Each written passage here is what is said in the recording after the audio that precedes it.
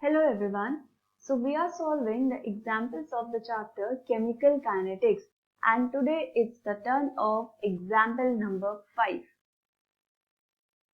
So the example number 5 says the initial concentration of N2O5 in the following first order reaction.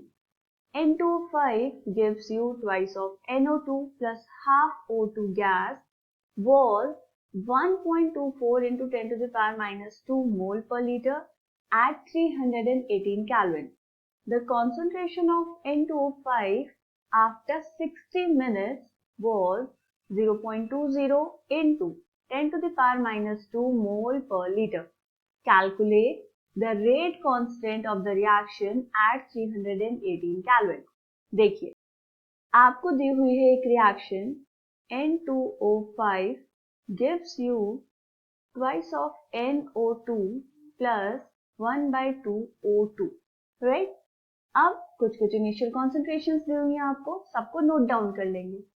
At t equals to 0, that is initial concentration of N2O5 is 1.24 into 10 to the power minus 2 mole per liter, and the concentration of N2O5 after 60 minutes is 0.20 into 10 to the power minus 2 mole per liter.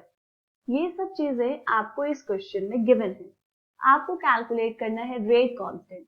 Rate constant क्या होता है? Rate constant is के.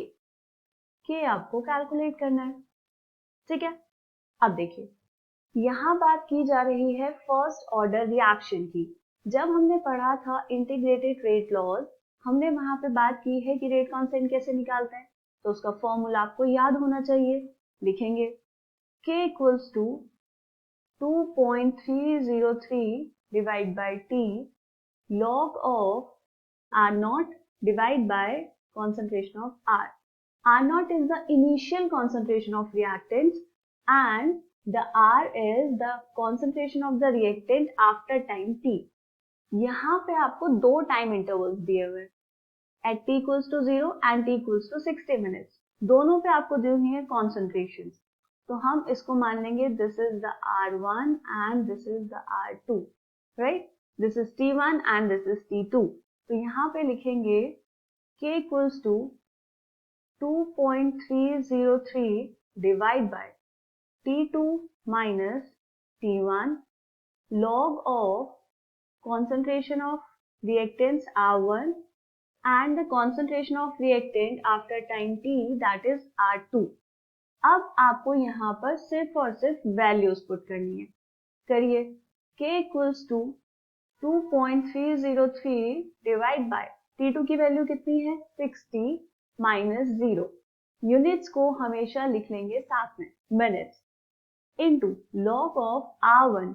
R1 is the initial concentration which is 1.24 into 10 to the power minus 2 divide by 0.20 into 10 to the power minus 2, और क्योंकि ये concentration है तो unit होगी मोल पर लीटर. सबसे पहले तो इन यूनिट्स को हम कैंसिल कर लेंगे. अब आपको सिर्फ इसको कैलकुलेट करना है.